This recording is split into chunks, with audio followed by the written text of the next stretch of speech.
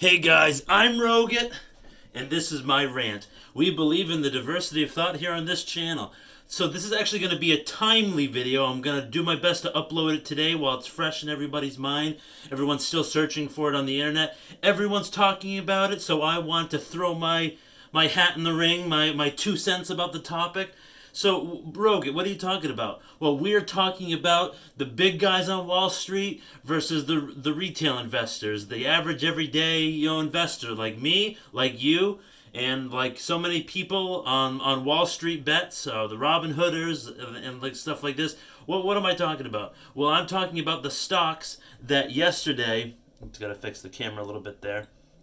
So it's been happening all the start of this week, and then it's been these stocks have been pretty volatile. It started on Monday, and this was all caused by the big names, well, not big names, but on Wall Street, all these hedge funds.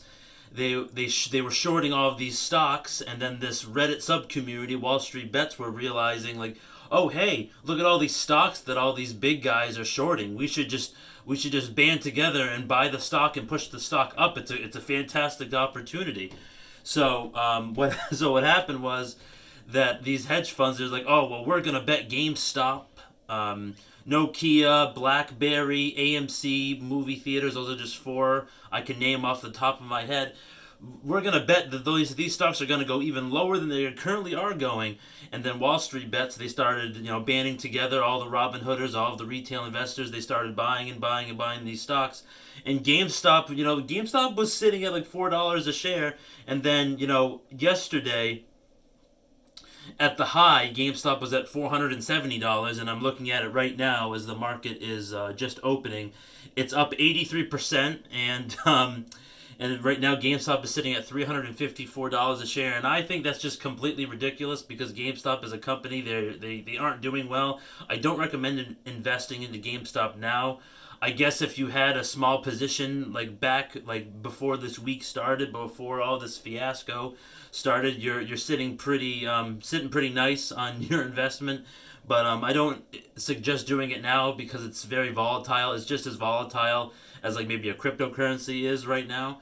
So that's just what I think about it. So yeah, basically what happened was it was a short squeeze. So many people were shorting the stock, and then so many people came in to be buying GameStop, AMC movie theaters, BlackBerry, as I said, and Nokia. All of those stocks have seen crazy gains, like 20% gains, 30% gains on that type of stuff. And so all of the, like, everyone's talking about it, like senators, like Ted Cruz, AOC, and then the White House was watching it. And then, Robinhood yesterday, this is yesterday, so January 28th, they basically said, oh no, you can't open up any new positions about these companies, and there was like this long list of companies that they said that you can't buy new of. And a lot of people were mad about that, mad at Robinhood because it kind of goes against what they really stand for, like supporting the average everyday investor, not like the big names. And it's because their parent company that they send all of their trades to, they told them to stop this or they would lose money, so that's why Robinhood was forced to do it. I don't know the name of the investment thing off the top of my head, but that's what Robinhood does. They go through someone else to make those trades, and that's how they make money, and that's why they stopped, because they were told to stop by this bigger company. So a lot of people were mad about that. And me personally, I didn't want to open up any new positions in any of these companies anyway, because they're not successful companies. They aren't good investments in my opinion. This is all artificially, it's like they're pushing the bubble, like it's gonna grow, and it's like right now I'm just watching GameStop right now, and it went from up 80% to only up 50%. So this is still very highly volatile, but it's crazy to see everybody talking about it. Like my cousin was talking about it, my friends were talking about it. I saw it all over the internet, and all of these hedge funds, they were like basically begging the government. They're like, we need a bailout. We were short. We're losing they're on track to lose over $11 billion from all of these short positions of all these stocks, and it was because of Wall Street Bets, the Reddit subcommunity. They're mad at the little guy, and that's kind of like the power of the internet and the power of the retail investor in this day and age. And I think that's just interesting. But my opinion, you deserve to lose that money, because if you short that stock, you took on that risk. And if you have billions of dollars to wager, you never, like, what, I don't always say this, but only invest what you're willing to lose. And those hedge funds, they were willing to lose that money, and now they're out that money. Too bad. Like, you shouldn't get a bailout. Why should you get a bailout? Just like, if I lose money, like, I can't get a bailout. Why should you get a bailout? Because you're big business. And that's kind of another reason why a lot of people who use Robinhood, they were mad at Robinhood for restricting them from trading these stocks.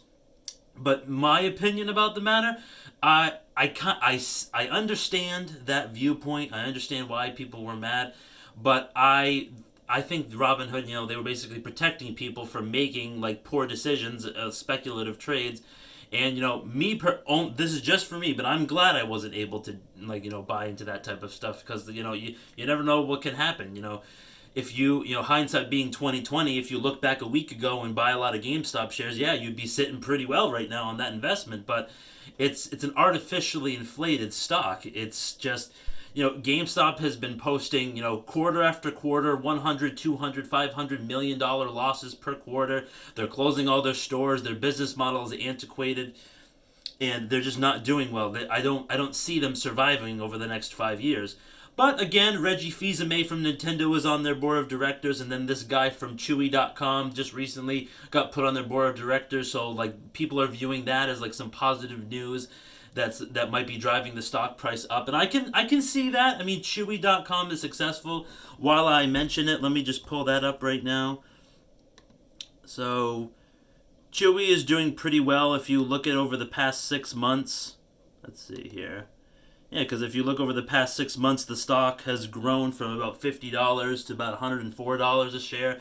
So it's one of those speculative internet like tech stocks that a lot of people see the potential in, and then if someone's coming over from that space to make GameStop's internet presence better, I can understand the positivity behind like news like that. So a little bit of the stock price going up is warranted, but if GameStop was sitting at $4, I really think it should be only like $20 a share right now. It's not worth $300 something dollars. I mean, let me just check it again while I'm making this video. Yeah, it's like $331. That means it's like, I mean, that's right up there. That's like close to like what Zoom is, and that's just it's crazy. Who knows? Maybe GameStop will be a new tech stock. But if we're talking about some of these other stocks, I don't want this video just to be about GameStop. But AMC is up about 56%, like $13.50 a share right now. I mean, BlackBerry. When's the last time you had a BlackBerry phone? I mean, they're up about 10% right now at $16. And then if we look at Nokia, and an interesting thing about Nokia, they started back in like the 1850s as just like a certain paper manufacturer. So I mean, they're up 8%. So, and it's a very small stock. So don't take any of this as like, oh, go invest in this type of stuff. I'm not doing this, but I'm not saying that you can't. You can do it. I don't even know if Robinhood is allowing you to do that right now. They might have opened up those stocks to like limited trading today. But I'm not positive, again, because I'm not going into it. But I just wanted to make a video like talking about this topic and how crazy it's like. The thing I love most about this story is the battle of the big guy on Wall Street versus the battle of the small retail investor crowd, and the power of the internet and the power of all these people from Reddit and just regular retail investors on Robinhood can make something like this happen. And a lot of people are saying that these stocks are only contributing to the bigger bubble on Wall Street right now, and I don't know if this is really good. I don't know if this is terribly bad. I'm kind of in the middle when it comes to this type of stuff. So that's what I wanted to make a video on today, and I hope you guys enjoyed that video. I know it was all over the place, but that's kind of like how my content goes on this channel. So if you like content like this, I want you to hit that like button. And if you didn't like the content, if you didn't like my face or my topic or my shirt, I want you to smash that dislike button. It gives me a chance to improve, make better content, make more content, and then just get better overall with what I'm doing. Alright guys, have a great rest of the day. I'll see you next time.